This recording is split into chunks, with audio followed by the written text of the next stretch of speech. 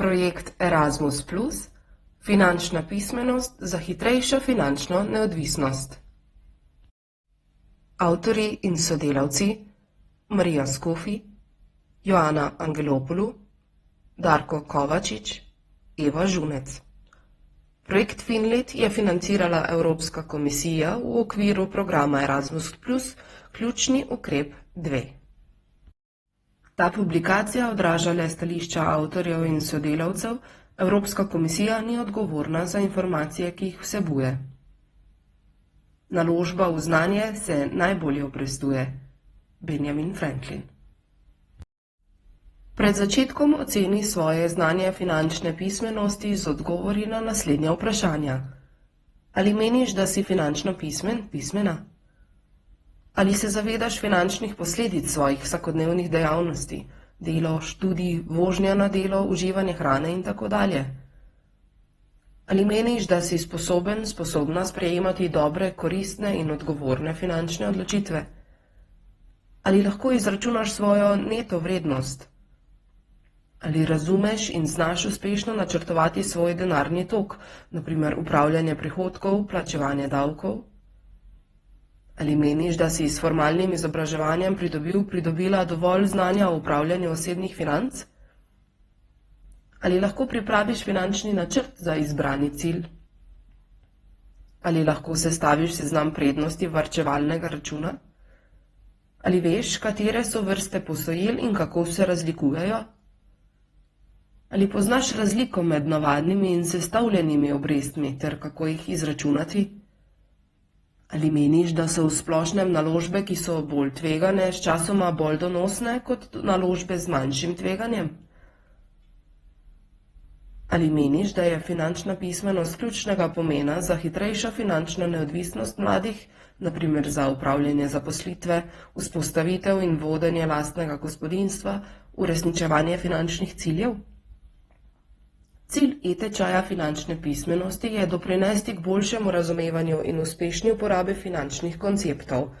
Ta življenjska spretnost bo prispevala k posameznikovem splošnem finančnem blagostanju. Dobrodošli v Finlit. Poglavje 1. Uvod v finančno pismenost. V tem poglavju bomo obravnavali uvodni del o svetu finančne pismenosti, pomenu finančne pismenosti in načinih, kako lahko pridobimo veščine finančne pismenosti. Prvič, kaj je finančna pismenost? Po slovarju Cambridge je finančna pismenost sposobnost razumevanja osnovnih načel poslovanja in financ. S to sposobnostjo lahko učinkovito uporabljate različne finančne veščine, vključno z upravljanjem osebnih financ, sprejemanjem finančnih odločitev, izogibanjem goljufijam in dolgovom, sestavljanjem proračuna, varčevanjem in vlaganjem. Vse navedene spretnosti so potrebne za sprejemanje pravilnih finančnih odločitev, katerih končni cilj je doseči finančno blaginjo posameznika. Najpomembnejše spretnosti so upravljanje izdatkov, varčevanje za večje nakupe, oblikovanje realističnega mesečnega proračuna, odplačevanje dolgov in razumevanje razmerja med tveganjem in donosom pri naložbenih produktih. Prvi korak finančne pismenosti je razumevanje vrednosti denarja, stroškov in upravljanja posameznikovega denarja. Učinkovito finančno izobraževanje nas lahko opremi z veščinami, da izkoristimo razpoložljive finančne storitve in bolje ocenimo tveganja, s katerimi se soočamo. Finančno izobraževanje postane pomembno, ko je treba upravljati kreditne kartice, razumeti dolgove, zaščititi osebne podatke in svoj denar ter sprejemati pomembne finančne odločitve, kot so redno varčevanje in vlaganje, učinkovito upravljanje dolgov in učinkovito izpolnjevanje življenjskih ciljev. Drugič, glavne sestavine finančne pismenosti. Finančna pismenost pomaga pri učinkovitem upravljanju denarja, sprejemanju finančnih odločitev in doseganju finančne stabilnosti. Pomen finančne pismenosti lahko razumemo, če bolje razumemo glavne sestavine finančne pismenosti, ki so naslednje. Oblikovanje osebnega proračuna. Načrtovanje proračuna je postopek oblikovanja načrta porabe denarja. Je veščina, ki je povezana s finančnim znanjem in ima v življenju pomembno vlogo pri načrtovanju in upravljanju denarja. Finančni načrt nam bo pomagal pri spremljanju izdatkov, ločevanju nepotrebnega in boljšem nadzoru nad denarjem. Pri načrtovanju proračuna velja pravilo, da morajo biti prihodki večji od odhodkov. Razlika med njima, torej prihodki in odhodki, je tista, ki pomaga pri varčevanju. Varčevanje je postopek odlaganja deleža tekočega dohodka za prihodnjo uporabo. Varčevanje je pomemben vidik ohranjanja dobrega finančnega stanja, vendar večina mladih temu vidiku ne daje tolikšne prednosti, kot bi morala. Zlahka prezremo stvari, kot je upokojitev, saj se zdi tako oddaljena v prihodnosti. Dolg. Dolg je nekaj, običajno denar, ki si ga ena stranka izposodi od druge. Številne družbe in posamezniki z zadolževanjem opravijo velike nakupe, ki si jih v normalnih okoliščinah ne bi mogli privoščiti. Dogovor o dolgu daje stranki, ki si izposoja, dovoljenje, da si izposodi denar pod pogojem, da ga bo pozneje vrnila, običajno z obrestmi. Dolg ima pozitiven pomen, kadar si izposojate denar za stvari, ki so potrebne za preživetje, hiša, avto, poslovno posojilo. Po drugi strani pa je dolg razumljen kot negativen vidik, kadar si denar izposojamo za nepotrebne izdatke, na primer za nakup dragih oblačil s kreditno kartico. Naložbe. Naložbe so podobne varčevanju, saj denar odlagamo za prihodnost, vendar si v zameno za večje tveganje prizadevamo doseči višji donos. To pomeni, da vlagamo denar v finančne sheme, delnice, nepremičnine ali poslovne podjeme s pričakovanjem, da bomo dosegli dobiček.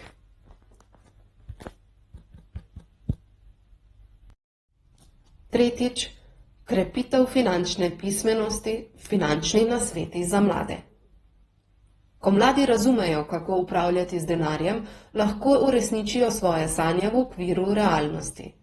V ta namen obstaja nekaj finančnih nasvetov, ki bodo pripomogli k njihovemu izobraževanju. Igrajte igre, ki vključujejo denar. Sestavite seznam prednostnih želja. Učite se med nakupovanjem s popusti. Udeležite se tečaja finančne pismenosti. Razdelite denar v kategorije, kot sta poraba in varčevanje. Vključite se v večje nakupe. Finančna pismenost in ekonomsko znanje krepita vlogo v mladih, saj je razumevanje upravljanja denarja prednost pri izkoriščanju priložnosti in reševanju denarnih vprašanj. Zato ne more biti ovira za vašo prihodnost. Finančna pismenost v mladosti prinaša številne koristi za številne vidike življenja. Nekatere, ki so očitne že v mladosti, druge pa imajo dolgoročne rezultate v odrasli dobi. Zato je finančna pismenost ključna spretnost, ki jo je treba pridobiti. Poglavje 2. Upravljanje osebnih financ. V tem poglavju bomo obravnavali upravljanje osebnih financ, pojasnili ključne opredelitve in smernice za premagovanje ovir in finančno neodvisnost. Prvič, razumevanje osebnega dohodka. Osebni dohodek je znesek denarja, ki ga prejme posameznik. Med vire osebnega dohodka spadajo denar, zasluženi zaposlitve, dividende in izplačila iz naložb, najemnine, ki izhajajo iz lastništva premoženja in udeležba pri dobičku podjetij. Osebni dohodek je torej skupni kapital, ki ga posameznik prejme iz različnih virov med življenjem v določenem časovnem obdobju. Osnovno dokazilo o osebnem dohodku je plačilni list, pri čemer je treba razumeti višino neto dohodka, davke in osnovno upravljanje financ. Plača je oblika periodičnega plačila delodajalca delavcu, ki je določena v pogodbi o zaposlitvi. Z vidika vodenja podjetja lahko na plačo gledamo tudi kot na strošek pridobivanja in ohranjanja človeških virov za vodenje dejavnosti in jo potem imenujemo izdatki za osebje ali izdatki za plače. Osebni dohodek se izračuna pred odbitkom osebnih davkov, ki bremenijo subjekt. Osebni dohodek povprečne osebe odraža njeno blaginjo in pogoje, v katerih živi. To pomeni, da višji kot je osebni dohodek, večja je blaginja in boljši so lahko življenjski pogoji. zato si ljudje na različne načine prizadevajo povečati svoj osebni dohodek. Opredelitev in razumevanje davkov. Vsak zaposleni mora v okviru svoje plače plačati davke. Zato se plača deli na bruto in neto plačo. Razlika med bruto in neto plačo je višina davkov, ki se med državami Evropske unije precej razlikujejo. Med njimi so predvsem davki na zdravstveno varstvo in pokojninski davki. Še en pomemben davek je davek na dohodek fizičnih oseb, ki je večinoma progresiven in je odvisen od višine plače. Dohodnina je davek na dohodek fizičnih oseb. Za vlado je dohodnina vir prihodkov, ki jih država porabi za javne dobrine in storitve, torej za financiranje širokega spektra storitev, ki izboljšujejo kakovost življenja v državi in so dostopne vsem pod enakimi pogoji. Na ta način država financira javni zdravstveni in izobraževalni sistem, kulturo, šport, varnost in javno upravo. Z dajatvami se plačuje tudi javna infrastruktura, kot so gradnja cest in železnic, telekomunikacije, energetika in drugi objekti. Evropske države so znane kot odgovorna družba, ki plačuje prispevke za socialno varnost vseh državljanov. Drugič, poznavanje osebnega denarnega toka. Osebni denarni tok je v bistvu naš prihodek, zmanjšan za naše izdatke v določenem časovnem obdobju. Običajno je to obdobje enega meseca. Če si želimo privoščiti blago, ne da bi se morali zanašati na posojila, ali če želimo povečati svoje prihranke ali celo začeti vlagati, moramo začeti z bistvenim, razumevanjem in upravljanjem svojega denarnega toka. Osebni denarni tok je pomemben, ker nam omogoča, da ugotovimo, od kod prihajajo naši prihodki in kako jih porabljamo. Na podlagi tega znanja lahko določimo, koliko vsakodnevnih stroškov smo pripravljeni žrtvovati, da bomo imeli več presežka od večnega denarja, ki ga bomo lahko namenili svojim prihodnjim ciljem. Pomembna lekcija. Idealno je, če naš denarni tok znaša vsaj 20 do 30% našega mesečnega dohodka. Da bi to dosegli, želimo denarni tok povzdigniti na prvo mesto v svojem finančnem življenju, preden bomo vsak mesec zapravljali. Namesto, da bi najprej zapravljali in prihranili preostanek, najprej prihranimo in nato porabimo preostanek. Sledenje denarnemu toku. Prvič, opredelimo različne vire prihodkov, ki povzročajo denarni priliv, na primer dohodek iz dela, najemnina iz naložbene nepremičnine. Drugič, opredelimo različne kategorije denarnih odlivov, kot so izdatki za hrano, zavarovanje, stroški vozila, hipoteka. Tretjič, spremljamo denarne prilive in odlive. Četrtič, odštejemo denarne prilive, denarne odlive. Tretjič, pričakovani in nepričakovani finančni dogodki. Pri vsakodnevnih življenjskih odločitvah moramo biti pripravljeni na spremembe. Ena od njih je zagotovo inflacija, pri kateri ima denar manjšo vrednost in so višje cene hrane, bencina, najemnin ter drugega blaga in storitev. Da pa bi se z njo spopadli, moramo biti mi, naša družina, pripravljeni spremeniti tudi svojo finančno strategijo. Možni nasveti za rešitve, ko pričakujemo obdobje visoke inflacije, so naslednji.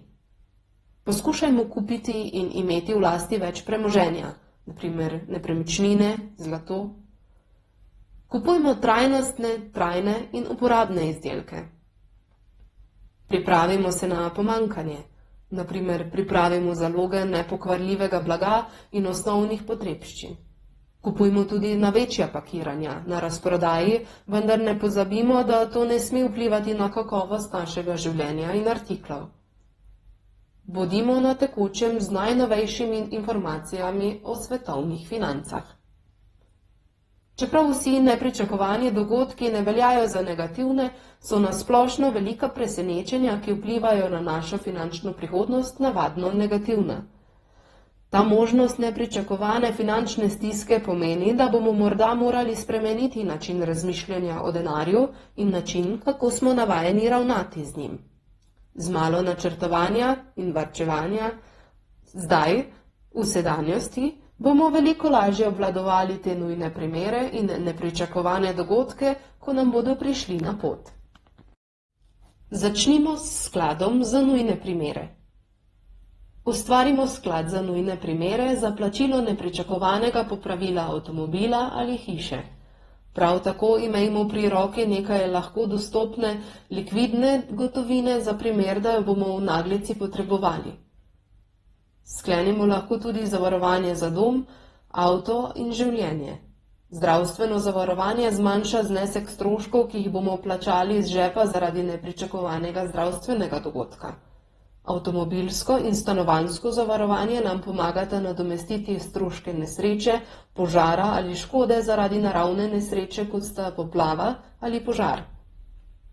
Sklad za nujne primere mora biti razmeroma likviden in mora pokrivati 3 do 6 mesecev standardnih življenjskih stroškov.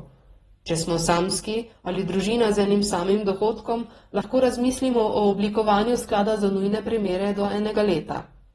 Letna sredstva zagotavljajo varnost za nas in našo družino. To je še posebej pomembno, če izgubimo službo in bi težko našli novo, ali če nas doleti nepričakovana bolezen, zaradi katere ne bi mogli delati dlje časa in bi imeli vrzel v zaslužku. Vedno je dobro vedeti, da imamo na voljo denarno rezervo, medtem ko se soočamo z drugimi težavami, kot so izguba službe, bolezen ali karkoli drugega, kar bi lahko negativno vplivalo na naš dohodek. Četrtič, odgovorno potrošništvo in neimpulzivno nakupovanje. Odgovornega potrošnika lahko opredelimo kot osebo, ki se zaveda svojih potrošniških navad in se odloči, da bo od proizvajalcev blaga in storitev zahteval pozitivnejši vpliv na družbo in okolje. Dandanes se zaradi zaskrbljenosti zaradi podnebnih sprememb resno sprašujemo o tem, kako trajnosten je naš način življenja. Del rešitve je, da lahko potrošniki s svojimi vsakodnevnimi nakupi podpiramo trajnostna podjetja. V zameno bodo odgovorna podjetja tudi dolgoročno privlačnejša za vlagatelje. Pomembna lekcija. Uživanje lokalnih izdelkov pomaga gospodarstvu na tem območju tako, da vsak evro, porabljen za lokalne izdelke, ustvari dvakratnik za lokalno gospodarstvo. Poleg tega bodo lokalni proizvajalci na ta način lahko še naprej ustvarjali bogastvo in delovna mesta v skupnosti.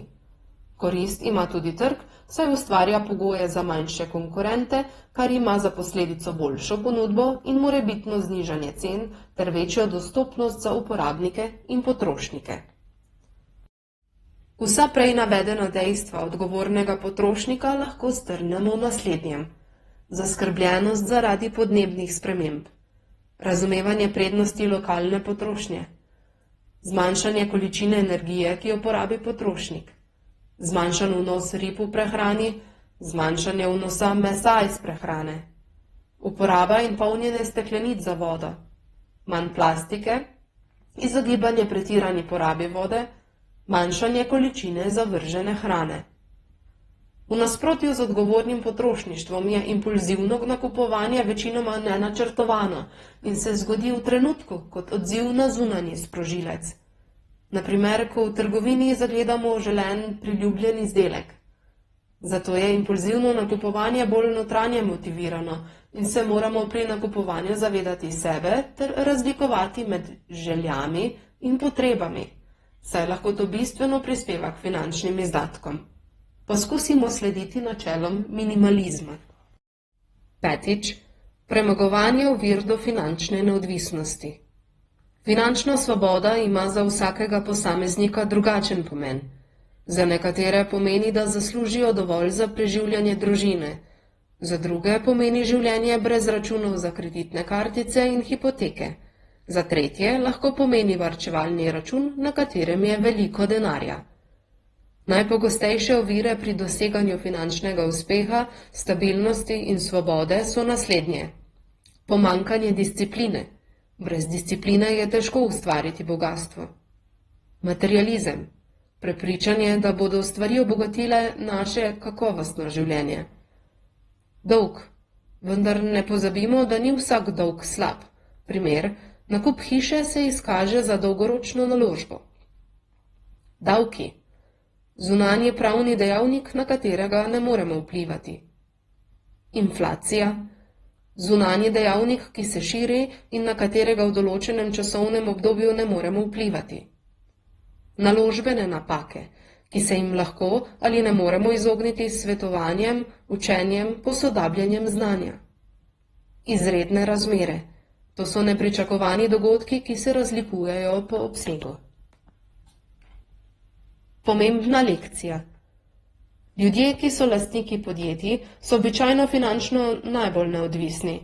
Izzivamo te, da razmisliš o inovativni poslovni zamisli, ki bi se lahko spremenila v tvojo lastno poklicno pot ali služila kot dodaten popoldanski zaslužek, služenje denarja s hobijem.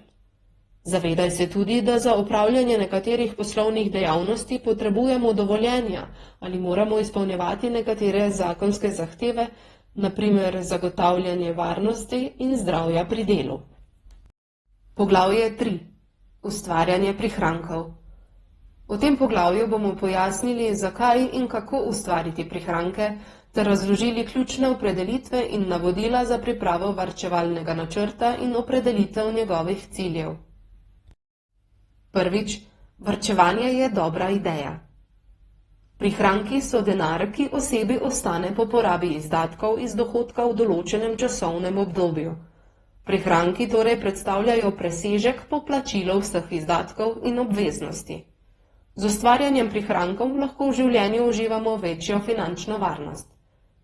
Če si pred kratkim začela delati in imaš vsak mesec veliko stroškov, kot so najemnina in potni stroški, je varčevanje zlahka potisnjeno na konec seznama prednostnih nalog. Lahko se vam zdi, da je to ena od tistih neprijetnih stvari, ki se bodo verjetno zgodile v prihodnosti, vendar ti ta trenutek zanje ni treba skrbeti. Čeprav je pomembno čim bolje izkoristiti sedanjost, je veliko razlogov, zakaj moramo poskrbeti tudi za svojo finančno prihodnost. Prej boš finančno neodvisna. Zdrav varčevalni račun je dober temelj za vsak finančni načrt, ki ga želiš uresničiti. Denar lahko kopičiš počasi in ga sčasoma povečaš. Če te doletijo nepredvideni stroški, ti ne bo treba skrbeti. Varčevalni račun je priročno mesto, kamor lahko shraniš sredstva za prihodnje nakupe in spremljaš stanje na računu. Varčevanje je varna in pametna izbira. Če denar shraniš na varčevalni račun, ga ne boš zapravljala impulzivno. Redno odlaganje denarja na stran te lahko prepriča, da z denarjem sprejemaš pametne odločitve. Če se tvoje osebne okoliščine spremenijo, boš na to pripravljena. Morda se zdaj še ne odločaš za poroko ali otroke, a čez nekaj časa se bodo tvoje prioritete morda spremenile. Upokojitev bo bolj udobna. Čim prej začneš razmišljati o načrtovanju upokojitve, tem bolje. Nikoli ni premalo, da bi začeli varčevati. Za začetek varčevalne navade ni treba imeti na voljo več 1000 evrov. Že majhna vsota, ki jo vsak mesec odložiš na stran, lahko dolgoročno pomeni resnično razliko. Veliko varčevalnih računov lahko odpremo že z nekaj evri. Drugič, varčevalni račun. Odprtje varčevalnega računa je lahko dobra finančna odločitev.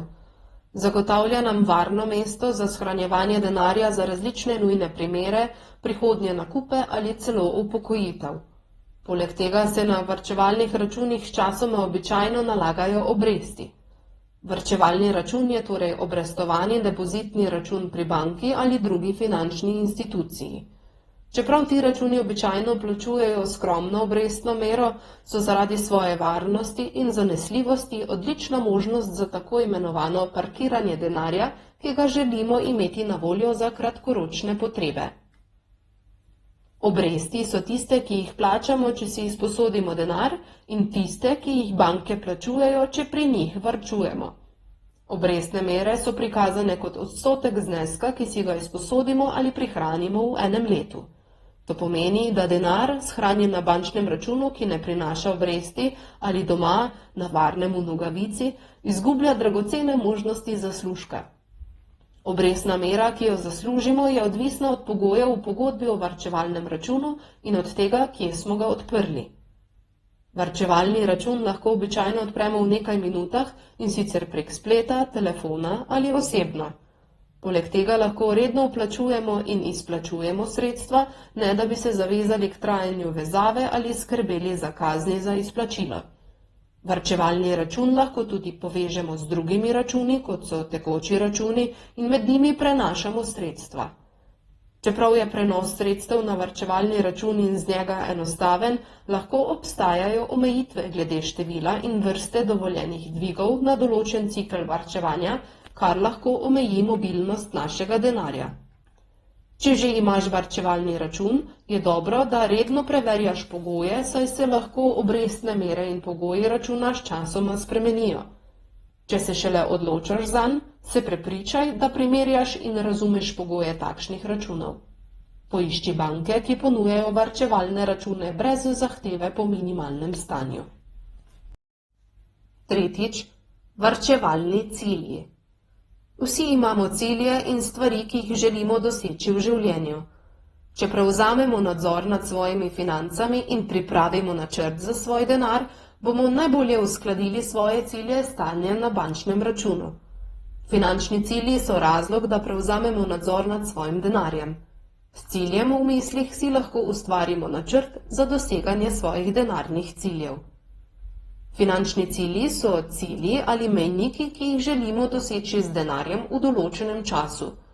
Čeprav bodo vsakodnevni stroški zahtevali našo pozornost, je pomembno, da so naši finančni in varčevalni cilji prednostna naloga. Oblikovanje proračuna in zmanjševanje izdatkov z upoštevanjem naših ciljev nam bo olajšalo upravljanje porabe. Prvi korak. Ugotovi namen denarja, ki ga varčuješ, in ga nato načrtuj. Kaj si zares želiš? Drugi korak. Predstavljaj si prihodnost. Kako boš uporabljala to, kar želiš? Tretji korak. Uporabi postopek vizualizacije. Kaj ti bo pomagalo doseči ta cilj? Četrti korak. Opredeli ga časovno. Kdaj boš dosegla ta cilj? Pomembno je, da veš, koliko boš morala varčevati in za koliko časa. Prepoznavanje finančnih ciljev in oblikovanje varčevalnega načrta je prvi korak v uresničitvi finančnih sanj. Četrtič. Varčevalni načrt. Varčevalni načrt je načrt za naš denar in nam pomaga pri doseganju finančnih ciljev. Načrtovanje varčevanja je stalen proces, ki bo zmanjšal naš stres glede denarja, podprl naše trenutne potrebe in nam pomagal ustvariti tako imenovano gnezdo za dolgoročne cilje, kot je upokojitev. Pomembno je, ker nam omogoča, da kar najbolje izkoristimo svoje premoženje in nam pomaga zagotoviti, da bomo dosegli svoje prihodnje cilje, kot sta nakup hiše ali ustvarjanje svojega pečata v življenju. Takšen načrt mora biti celovit, vendar tudi zelo individualen, da odraža posameznikove osebne in družinske razmere, njegovo toleranco do tveganja in prihodnja pričakovanja. Priprava dokumenta se začne z izračunom trenutnega neto premoženja in denarnega toka osebe. Poenostavljeni koraki varčevalnega načrta so naslednji. Zapiši cilj, za katerega varčuješ.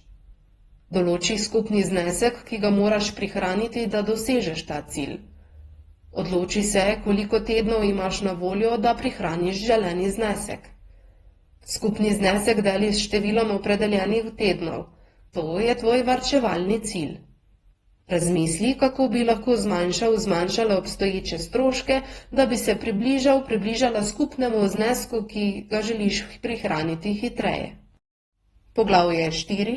Posojila in dolgovi. V tem poglavju bomo obravnavali razliko med posojili in dolgovi, razložili ključne opredelitve in pojasnili, kako se izogniti slabim dolgovom ter spoznali prednosti dobrega dolga. Prvič. Posojila. Vsa posojila so dolgovi, vendar vsi dolgovi niso posojila. Razlika med posojilom in dolgom je v tem, da se denar, izposojen od posojilodajalca in banke, imenuje posojilo. Denar, izposojen prek zadolžnic in obveznic, pa dolg. Posojilo je znesek denarja, ki vam ga posodijo nacionalne banke, zasebne banke in druge finančne organizacije, ter ga je treba vrniti s pravočasnimi obrestmi. Prednost je hiter dostop do večjih zneskov denarja, ki ga lahko uporabite za karkoli. Slabost pa je, da lahko takšna posojila povzročijo finančne težave in nepotrebne dolgove. Obstajajo različne vrste posojil: hipotekarna posojila, poslovna posojila, stanovanjska posojila, posojila za avtomobile, posojila za zlato. Posojila je, ko se denar da drugi osebi v zameno za odplačilo glavnice posojila in obresti. Obrestna mera je znesek, ki ga posojilodajalec zaračuna posojilojemalcu poleg glavnice za uporabo sredstev. Zavarovano in nezavarovano posojilo. Hipotekarna in avtomobilska posojila so zavarovana posojila, saj so zavarovana s premoženjem. V teh primerih je zavarovanje premoženje, za katerega je bilo najeto posojilo, tako da je zavarovanje za hipoteko stanovanje, medtem ko je avtomobilsko posojilo zavarovano z vozilom. Kreditne kartice in posojila s podpisom so nezavarovana posojila. Ta posojila imajo običajno višje obrestne mere kot zavarovana posojila, saj je tveganje neplačila večje kot pri zavarovanih posojilih. To pa zato, ker lahko posojilodajalec zavarovanega posojila odvzame zavarovanje, če posojilojemalec ne izpolni svojih obveznosti. Revolving posojilo v primerjavi s terminskim posojilom. Revolving, obnavljajoče likvidnostno posojilo oziroma kredit, je mogoče porabiti, odplačati in ponovno porabiti, medtem ko se terminsko klasično posojilo oziroma kredit nanaša na posojilo, ki se odplačuje v enakih mesečnih obrokih v določenem obdobju. Kreditna kartica je nezavarovano obnavljajoče se posojilo, medtem ko je stanovanjski kredit zavarovano obnavljajoče se posojilo. Terminsko posojilo posojilojemalcem zagotavlja enkraten denarni znesek vnaprej v zameno za določene pogoje izposoje. Avtomobilsko posojilo je zavarovano terminsko posojilo, posojilo s podpisom pa je nezavarovano terminsko posojilo. Postopek najema posojila. Točen znesek posojila, ki ga lahko dobimo, je odvisen od vrste našega dela, dohodka, davčnih podatkov, dolga na trgu, kreditov in tako dalje. Posojila so običajno varna in zavarovana. Poleg tega je pri njih treba zastaviti premoženje, kot so stanovanje, avto in drugo. Če jih ne moremo odplačevati, nam odvzamejo našo lastnino oziroma sredstva. Ko potrebujemo denar, zaprosimo za posojilo pri banki, podjetju, vladi ali drugem subjektu. Morda bomo morali navesti določene podrobnosti, kot so razlog za posojilo, naša finančna zgodovina in druge informacije. Posojilodajalec te podatke preveri, da ugotovi, ali je posojilo mogoče vrniti. Na podlagi naše kreditne sposobnosti bo posojilodajalec našo vlogo zavrnil ali odobril. Če je vloga zavrnjena, mora posojilodajalec navesti razlog za zavrnitev. Če je vloga odobrena, stranki podpišeta pogodbo, v kateri so opisane podrobnosti pogodbe. Posojilodajalec izplača posojilna sredstva, nato pa moramo znesek vrniti skupaj z morebitnimi dodatnimi stroški, kot so obresti. Drugič, dolgovi. Kot smo že omenili, med posojilom in dolgom v bistvu ni večje razlike. Vsa posojila so del velikega dolga. Denar, izposojen za izdajo obveznic in zadolžnic, se šteje za dolg. Dolgovi imajo nekaj prednosti. Kvalifikacija ni potrebna. Za razliko od bank lahko dolg pridobimo ne glede na svoj socialni status in davčne podatke. Dolgovi so lahko dolgoročno razmerje s posojilodajalcem. Del svojega dobička lahko delimo in ponovno vzamemo denar za obogatitev svojega podjetja. Zadolževanje ima tudi nekatere slabosti.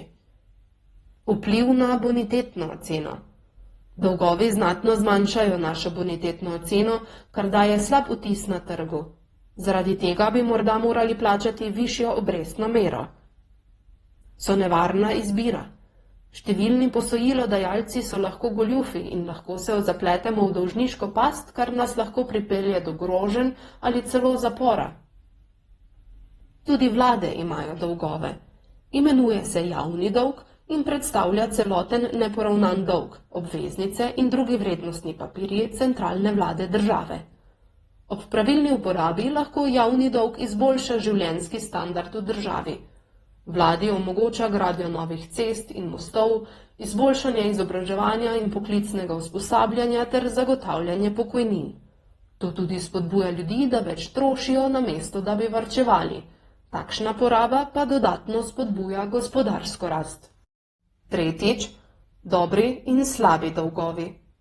Veliko ljudi zmotno misli, da so vsi dolgovi slabi, vendar so nekatere vrste dolgov lahko ugodne za nas.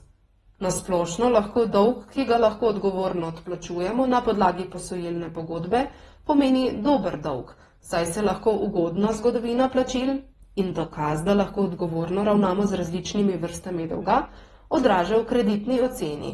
Merilo posameznikove sposobnosti odplačevanja izposojenega zneska, ki številčno izraža njegovo kreditno sposobnost. Poleg tega je dober dolg lahko posojilo, ki se uporablja za financiranje nečesa, kar bo zagotovilo dobro donosnost naložbe. Primer dobrega dolga: hipoteka. Stanovanjska posojila, ki so vrsta posojil, pri katerih posojilojemalec kot zavarovanje uporabi svoj dom, se lahko štejejo za obliko dobrega dolga. Slabi dolgovi so dolgovi, ki jih ne moremo odplačati. Poleg tega je to lahko dolg, ki se uporablja za financiranje nečesa, kar ne zagotavlja donosa. Dolg se lahko šteje za slabega tudi, če negativno vpliva na kreditno oceno. To pomeni, če imamo veliko dolga ali če uporabljamo veliko kreditov, ki so nam na voljo, visoko razmerje med dolgom in kreditom. Primer slabega dolga: kreditne kartice. Tipičen primer so zlasti kartice z visoko obrestno mero. Če kreditnih kartic ne moremo plačati v celoti vsak mesec, lahko plačilo obresti podaljša dolg.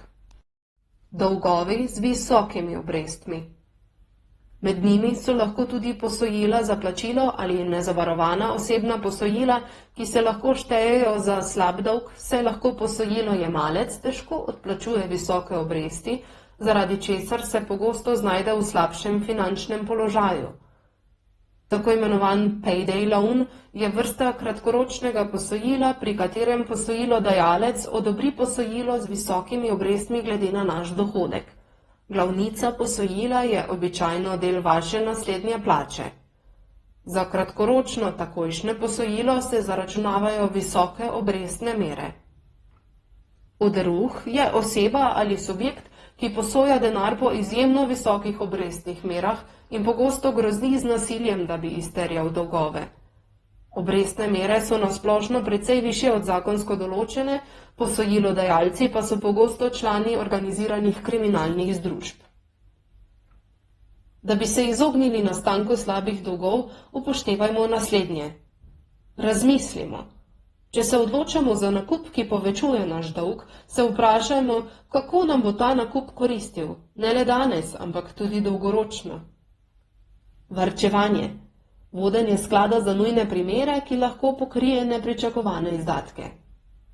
Kreditno razmerje. Poskušamo ohraniti čim nižje razmerje med dolgom in kreditom, razmerje med zneskom dolga in celotnim zneskom kredita, ki vam je na voljo, da nas posojilodajalci ne bodo obravnavali kot tveganega posojilojemalca. Osredotočimo se na odplačevanje dolga, ki ga imamo, in omejimo nove nakupe. Čas. Račune vedno plačujmo pravočasno. Poglavje 5. Naložbe. V tem poglavju bomo predstavili naložbe, torej načine, s katerimi lahko povečamo prihodke s pasivnimi naložbami in na spoznavanje tveganj oziroma izgub. Prvič, kaj je naložba? Pomen, kategorije in cilji. Naložbe so dejanje uporabe sredstev, običajno denarja, s pričakovanjem ustvarjanja prihodka ali dobička. Vlagamo lahko v podjetja, na primer z denarjem za ustanovitev podjetja, ali v sredstva, na primer v nakup nepremičnin v upanju, da bi jih pozneje prodali po višji ceni. Kot opredelitev naložbe v preprostih besedah lahko torej uporabimo naslednjo trditev. Pri naložbah gre za vlaganje prihrankov v sredstva ali predmete, ki postanejo vredni več, kot je njihova začetna vrednost, ali tiste, ki bodo sčasoma pomagali ustvariti dohodek. Naložba bi bila učinkovita in bi prinašala dohodek na dva načina. Naložba v premoženje, ki ga je mogoče prodati. Lahko zaslužimo dohodek z dobičkom. Naložba v načrt, ki ustvarja donos. S kopičenjem dobičkov bi zaslužili dohodek. Kategorije naložb. Obstajajo različne vrste naložb in orodij, ki jih lahko uporabimo za začetek investiranja. Vsaka vrsta naložb, od bančnih produktov do delnic in obveznic, ima svoj splošni nabor značilnosti, dejavnikov tveganja in načinov, kako jih lahko vlagatelji uporabljajo. Najpogostejše vrste naložb so naslednje. Delnice. Izraz delnica pomeni delež lastništva podjetja.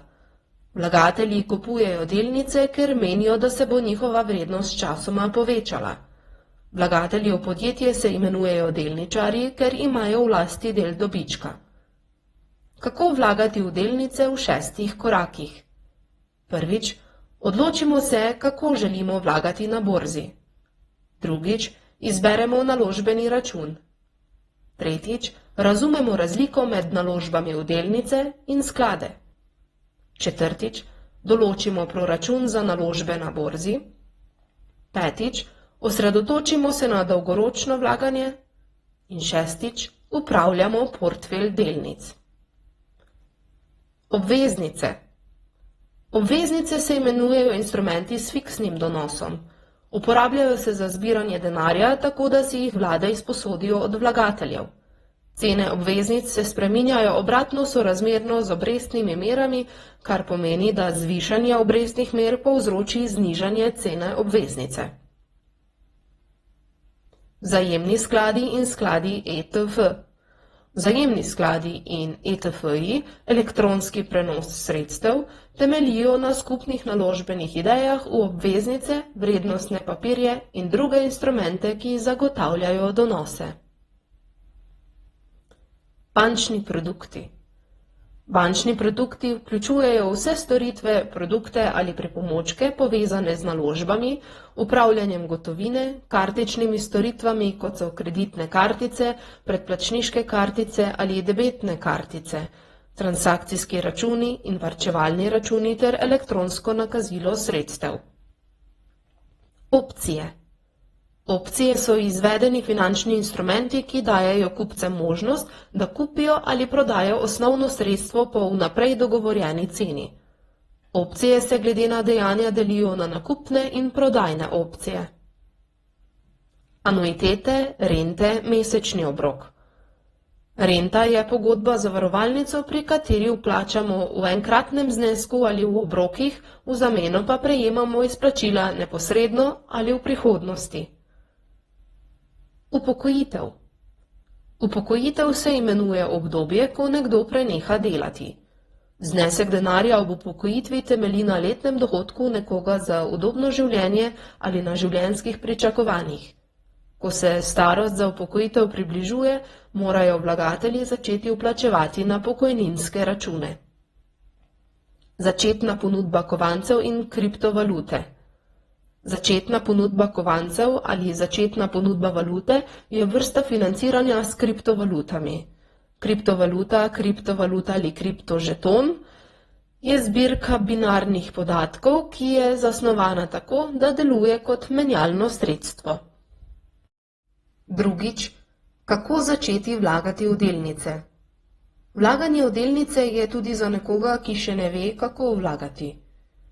Vlaganje v delnice pomeni, da kupimo majhen delež, ki se imenuje delnica lastništva v podjetju. Če podjetje raste, bomo imeli dobiček, saj se bo veliko vlagateljev zanimalo za nakup naših delnic. Če naše delnice postanejo dragocenejše, jih lahko prodamo, kar je enostaven način za nalaganje denarja. Določitev naložbenega pristopa. Najprej se moramo odločiti, kako bomo vlagali. Posamezne delnice zahtevajo veliko časa za vsakodnevno raziskovanje in opazovanje delnic. Pri tej vrsti delnic obstaja neomejen potencial rasti. Za indeksne sklade je zagotovljeno, da se ujemajo z dolgoročno uspešnostjo njihovih osnovnih indeksov. Robotski svetovalci vlagajo v našem imenu. Izbirajo naše naložbe, samodejno izvajajo spremembe in povečujejo naš dobiček. Odločitev o znesku za vlaganje denarja. Denar, ki ga nameravamo vložiti, ne sme biti naš sklad za nujne primere, sklad za počitnice ali denar, ki ga zaslužimo za nakupovanje. Denar za naložbe naj bo denar, ki ga v naslednjih 5 letih ne bomo potrebovali. Ta znesek denarja je odvisen od naše starosti, od naše zaposlitve ali stalnosti, ki vam jo zagotavlja naša zaposlitev. Odprtje posredniškega računa. Ti računi se imenujejo posredniški računi in jih ponujajo podjetja. Glede na vrsto naložbe izbiramo lahko med različnimi računi. Izbira delnic. Prvič, v svojem portfelju moramo imeti veliko možnosti podjetij. Bolje je, da začnemo vlagati le v podjetja, ki jih poznamo, saj bi tako lažje ustvarili dobiček. Poleg tega se moramo izogibati delnicam z visoko volatilnostjo, dokler se ne naučimo vlagati. Dobro je tudi, da poznamo osnove metrike in koncepte za ocenjevanje delnic. Tretjič, finančna tehnologija in avtomatizirano vlaganje. Fintech oziroma finančna tehnologija z elektronskimi platformami nadomešča vse tradicionalne bančne postopke, upravljanje denarja in naložbe z namenom, da bi izboljšali njihovo kakovost. Uporaba pametnih telefonov za naložbe, posojila in druge finančne storitve je izboljšala dostop, ki so ga imeli številni ljudje do bančnih postopkov. Fintech vključuje tudi uporabo kriptovalut, kot je Bitcoin. Tudi blockchain je tehnologija, ki se uporablja v fintechu, saj omogoča varno shranjevanje velikih količin podatkov in zapisov transakcij. Na ta način je zaščitena pred kibernetskimi napadi. Ker tehnologija sodeluje pri številnih finančnih storitvah, je neizogibno, da ne bi nadomestila naložbenega sektorja, v katerem se naložbe izvajajo avtomatizirano. Vzpon, ki ga je avtomatizirano investiranje predstavilo v zadnjih letih, je posledica preprostosti postopka in seveda nižjih stroškov od tradicionalnih upravljavcev. Predstavlja prihodnost v svetu naložb, vendar je to še vedno nekaj novega in veliko ljudi mu še vedno ne zaupa. Menijo, da je varneje, če z njihovim denarjem namesto tehnologije upravljajo ljudje, čeprav to ni res. V naslednjih nekaj letih se bodo številne finančne storitve opravljale izključno na podlagi tehnologije. Četrtič, načela investiranja za začetnike, tveganja in priložnosti. Kot je bilo omenjeno v prejšnjih enotah, so naložbe proces, ki zahteva čas, vzdrževanje in raziskave. Zagotovo pa to ni nič težkega. Gre za proces, ki je povezan s številnimi tveganji, vendar tudi s priložnostmi. Preden začnemo vlagati, moramo vedeti, da je vlaganje obveza. Na trgu je veliko možnosti, vendar moramo izbrati eno. Ta, ki jo bomo izbrali, mora ustrezati našemu profilu, prednosti pa morajo biti večje od slabosti za naš namen. Druga opomba je izbira pravega časa. Bolje bi bilo vlagati, ko imamo dovolj prihrankov. Znesek dovolj prihrankov je odvisen od naših prihodkov in izdatkov ter od tega, koliko smo pripravljeni vložiti. Spremljati moramo stopnjo inflacije, saj morajo naše naložbe presegati nacionalno stopnjo inflacije. Poleg tega je najpomembneje, da se zavedamo svoje osebne tolerance do tveganja. Velike naložbe nimajo vedno velikih donosov, zato moramo biti finančno in psihološko pripravljeni, da ne bomo imeli pričakovanega dobička. Da bi zmanjšali tveganje, je rešitev samo ena – razpršimo svoj portfelj. Zagotovo je naša zaščitenost večja, saj to pomeni, da vlagamo v različne vrste delnic. Osnovni del naložb je ponovno vlaganje. Če naša naložba ustvari dobiček, je bolje, da ga ponovno investiramo in tako ustvarimo še več. In končno, če imamo možnost, začnimo vlagati zgodaj, saj je čas pomemben. Bodimo previdni. Resno tveganje je na primer likvidnost. Likvidnostno tveganje je možnost, da bo trg za določeno vrsto naložbe presahnil, kar pomeni, da je dejansko ne bo mogoče prodati. To se je na primer v letih 2007 in 2008 zgodilo številnim britanskim skladom za poslovne nepremičnine. Prodajalcev poslovnih nepremičnin je bilo toliko več kot kupcev, da so številni skladi vlagateljem naložili omejitve izstopa in jim tako preprečili unovčenje naložb. Petič, pasti naložb. Naložbene pasti so naložbe, ki se vlagateljem predstavljajo kot priložnosti za nakup, vendar so v resnici zavajajoče. Ena najbolj znanih naložbenih pasti so piramidne sheme. Piramidna shema je poslovni model, ki zaposluje osebje in obljubljajo plačila ali storitve za vključitev drugih v shemo, namesto da bi zagotavljali naložbe ali prodajo izdelkov. Ko se novačenje nadaljuje in množi, postane novačenje nemogoče, člani pa ne morejo ustvariti dobička. Zato so piramidne sheme nevzdržne in nezakonite. Druga naložbena past, ki se pogosto zamenjuje s piramidno shemo, je Ponzijeva shema, ki se nanaša na mrežno trženje. Vsaka oseba ima zadolžnost, da pripelje podrejene in se po drugi strani okorišča z njihovo prodajo ali rekrutiranjem. V Ponzijevi shemi so obljubljeni donosi od naložb, domnevno v delnice ali blago, ki pa jih dejansko vplačajo novi vlagatelji, medtem ko srednja vodilna oseba pobere del kot dobiček.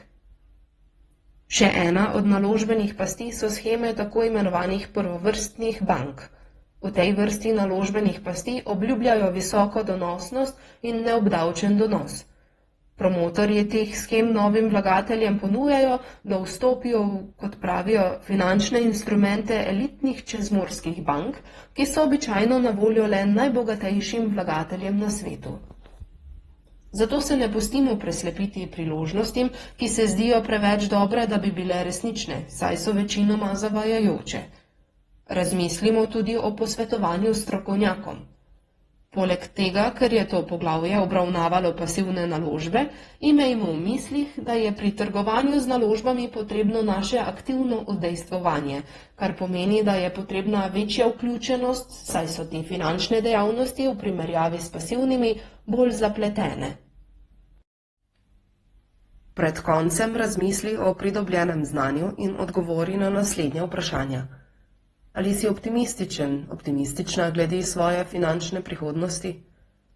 Si opredelila svoj pravi namen za zaslužen denar, ki je pomembnejši od denarja samega? Kakšne so tvoje potrebe in želje? Ali varčuješ? Imaš zastavljene finančne cilje? Kako pomembno je, da imaš sredstva za nujne primere? Ali si ugotovila svojo osebno toleranco glede tveganja? Ali veš, kako delujejo finančni trg in izdelki? Si že kdaj vlagala ali nameravaš vlagati v prihodnosti? Ali meniš, da imaš potrebno znanje za pridobivanje donosnih naložb? Priporočila za knjige. Tukaj je nekaj dobrih knjig, v katere lahko vložiš, se iz njih učiš in jih imaš pri roki za nadaljne koristne finančne nasvete. George Clason, The Richest Man in Babylon. Beth Kobliner, Get a Financial Life. Thomas Stanley, The Millionaire Next Door. Vicki Robin and Joe Dominguez, Your Money or Your Life. Ramit Sethi, I Will Teach You to Be Rich.